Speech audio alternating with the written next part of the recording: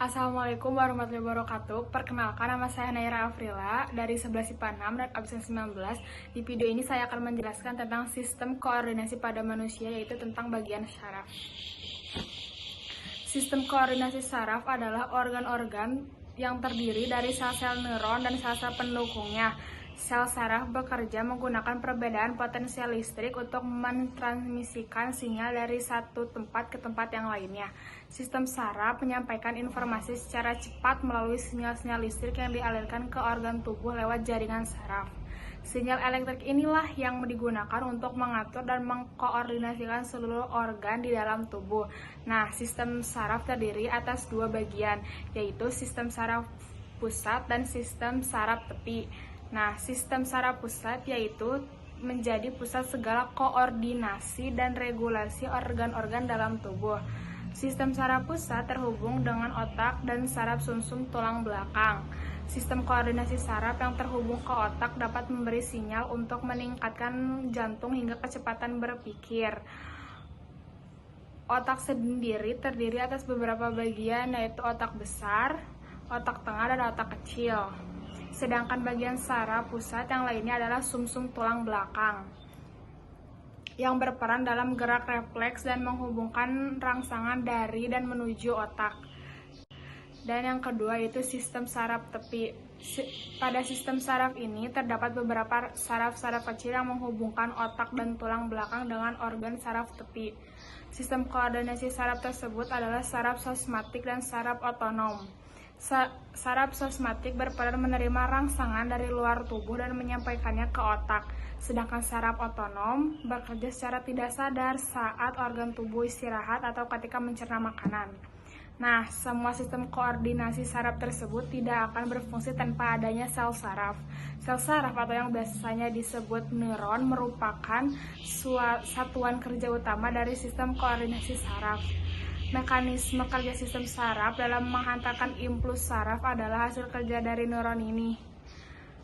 Pada sel saraf terdapat 3 komponen utama, yaitu dendrit, akson, dan ada sinapsis yang masing-masing berfungsi untuk meneruskan rangsangan yang dihantarkan oleh impuls ke sel saraf, efektor maupun ke organ tubuh lainnya.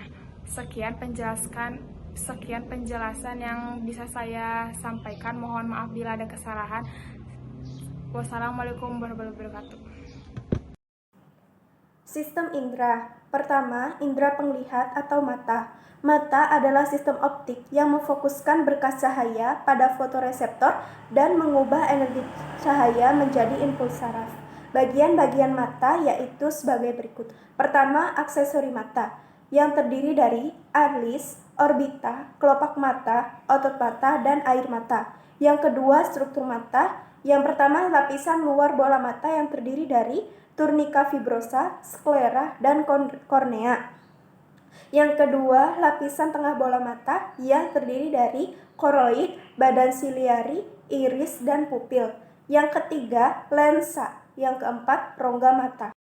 Yang kelima, retina atau selaput jala, lapisan terdalam mata dan transparan. Retina tersusun dari bagian-bagian sebagai berikut. Yang pertama, bagian luar terpigmentasi dan menyimpan vitamin A. Yang kedua, bagian dalam merupakan lapisan jaringan saraf dari sel-sel batang dan sel-sel kerucut. Yang ketiga, lutea macula, area berkas berwarna kekuningan terletak agak lateral dari pusat. Yang keempat, fovea centralis atau bintik kuning. Yang kelima, saraf mata. Yang keenam, bintik buta atau diskus optik. Mekanisme melihat suatu benda yaitu sebagai berikut. 1. Cahaya yang dipantulkan oleh benda ditangkap oleh mata, kemudian menembus kornea dan diteruskan melalui pupil. Yang kedua, intensitas cahaya yang telah diatur oleh pupil diteruskan menembus lensa mata ke retina. Yang ketiga, daya akomodasi lensa mata mengatur cahaya agar jatuh tepat di bintik kuning retina. Yang keempat, pada bintik kuning, impuls cahaya disampaikan oleh saraf optik ke otak. Yang kelima, cahaya akan disampaikan ke otak, akan diinterpretasikan sehingga Anda bisa mengetahui apa yang Anda lihat. Yang kedua, indera pembau atau hidung.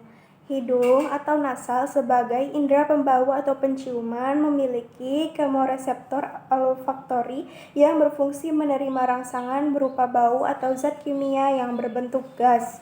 Mekanisme menghidu yaitu gas masuk ke hidung, lalu larut pada selaput mukosa, lalu merangsang silia sel reseptor, lalu rangsangan diteruskan ke otak untuk diolah, lalu jenis bau dapat diketahui. Gangguan-gangguan pada indera pembau. Pertama, hiposmia atau indera penciuman kurang mampu mencium bau. Kedua, hiperosmia atau lebih peka terhadap bau-bauan. Ketiga, sinusitis yaitu radang tulang-tulang tengkorak di sekitar hidung yang berongga dan berisi udara. Keempat, polip atau pembengkakan jaringan yang terjadi di dalam hidung dan mengeluarkan banyak cairan atau lendir. Yang ketiga, indera pendengar atau telinga. Telinga berfungsi sebagai indera pendengar yang mampu mendeteksi gelombang bunyi atau suara, serta berperan penting dalam keseimbangan dan menentukan posisi tubuh. Mekanisme mendengar yaitu manusia mampu mendengar bunyi yang berada pada frekuensi 20-20.000 gelombang per detik. Mekanisme mendengar pada manusia adalah sebagai berikut. Gelombang bunyi atau getaran ditangkap oleh daun kartilago telinga, lalu menjalar ke kanal auditori eksternal atau meatus, lalu membentuk getaran pada membran timpanum, lalu menjalar ke osikel auditori, lalu menuju ke fenestra vestibuli, lalu terbentuk gelombang tekanan pada perilimfa skala vestibuli, lalu menjalar ke skala timpani, lalu menyebabkan getaran pada membran basilar, lalu sel-sel rambut melengkung, lalu memicu impuls saraf, lalu menjalar ke serabut saraf vestibulokoklear, lalu menjalar ke korteks auditori di otak, lalu bunyi diinterpretasikan. Indera pengecap atau lidah.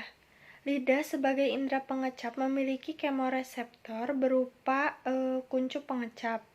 Kuncup pengecap terdapat pada papila lidah, palatum atau langit-langit lunak, epiglotis, dan kuncup pengecap terdiri atas sel-sel penunjang dan sel-sel sensor atau sel pengecap yang berambut. Area kepekaan rasa pada lidah sebagai berikut. 1. Pengecap rasa manis terdapat di area bagian ujung lidah.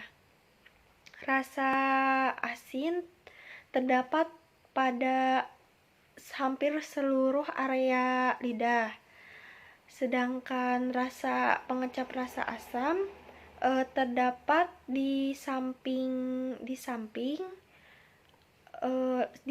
lidah agak ke belakang. Sedangkan pengecap rasa pahit terdapat di bagian belakang pangkal lidah. Indera peraba atau kulit. Kulit sebagai indera peraba memiliki beberapa reseptor sensor untuk mentransisi stimulus dan dari lingkungan menjadi impuls saraf.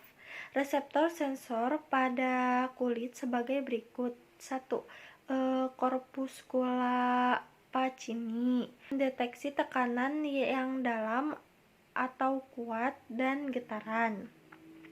Yang kedua, corpuscula Meissner, yaitu mendeteksi rangsangan berupa sentuhan. Yang ketiga, cakram Merkel, yaitu mendeteksi sentuhan dan sebagai reseptor raba yang beradaptasi lambat. Yang keempat, corpuscula raffini berperan sebagai reseptor tekanan dan tegangan di sekitar jaringan ikat. Yang kelima, ujung bulbus Krauss, yaitu mendeteksi tekanan sentuhan, kesadaran posisi dan gerakan. Yang keenam, ujung saraf bebas mendeteksi rasa nyeri, sentuhan ringan, dan suhu. Pengaruh nafza terhadap sistem koordinasi.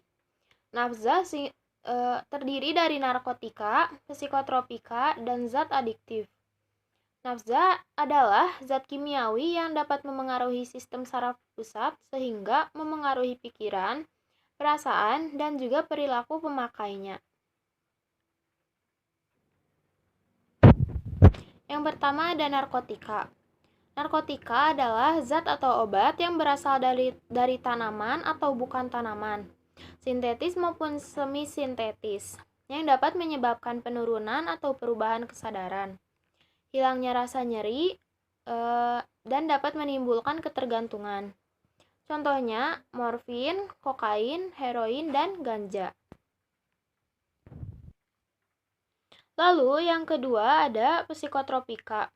Psikotropika adalah zat atau obat, baik alamiah maupun sintetis, yang berkhasiat psikoaktif melalui pengaruh selektif pada susunan saraf pusat, yang menyebabkan perubahan khas pada aktivitas mental dan perilaku. Contohnya ekstasi, diazepam, dan LSD atau lysergic acid diethylamide. Dan yang terakhir ada zat adiktif. Zat adiktif adalah zat atau obat selain narkotika dan psikotropika yang dapat menimbulkan ketagihan atau adiksi pada pemakainya. Contohnya nikotin atau rokok, alkohol, kafein, dan thinner. Nafza dapat masuk ke dalam mulut melalui cara ditelan, dihirup melalui hidung, dihisap melalui mulut, dioleskan ke kulit, dan disuntikan. Berdasarkan pengaruhnya terhadap sistem koordinasi, nafza dibedakan menjadi 3 golongan, yaitu stimulan, depresan, dan halusinogen. Penggunaan nafza selain untuk keperluan medis dapat membahayakan pemakainya, karena dapat mengakibatkan perubahan pada perilaku, emosi, kognitif, persepsi, dan kesadaran, serta mengakibatkan ketergantungan fisik yang disebut adiksi atau ketagihan maupun kecanduan. Penggunaan nafza nafza dalam dosis tinggi dapat merusak otak dan bagian tubuh lainnya, bahkan dapat mengakibatkan kematian. Sistem endokrin atau hormon. Sistem endokrin adalah sekumpulan kelenjar atau organik yang memproduksi hormon. Hormon adalah senyawa organik pembawa pesan kimiawi di dalam aliran darah menuju ke sel-sel atau jaringan tubuh. Jumlah hormon dalam aliran darah hanya sedikit dibandingkan dengan glukosa dan kolesterol. Sistem endokrin berinteraksi dengan sistem saraf, berfungsi mengatur aktivitas tubuh seperti homeostasis. Ada beberapa kelenjar endokrin pada manusia, yaitu 1. Hipofisis atau pituitari, yang menghasilkan hormon pengatur hormon lainnya sehingga dapat disebut dengan master of glands. Yang kedua, hormon tiroid yang menghasilkan hormon tiroksin atau calcitonin. Yang ketiga, kelenjar anak gondok atau paratiroid yang menghasilkan parathormon atau PTH yang berperan dalam metabolisme atau kalsium dan fosfat. Yang keempat, kelenjar timus yang menghasilkan hormon Sokorov atau hormon pertumbuhan. Yang kelima, kelenjar anak ginjal atau adrenal yang menghasilkan hormon adrenalin. Yang keenam, kelenjar Langerhans atau pankreas yang menghasilkan hormon insulin, hormon glukagon. Dan yang ketujuh, kelenjar kelamin pria adalah testis yang mengandung sel Leydig. Sedangkan yang wanita adalah ovarium yang menghasilkan hormon estrogen. Dan yang kedelapan, kelenjar pencernaan pada lambung menghasilkan hormon gastrin yang merangsang sekresi getah lambung, dan pada usus menghasilkan hormon sektrin yang merangsang sekresi getah pankreas, dan hormon kolestrokin yang merangsang sekresi getah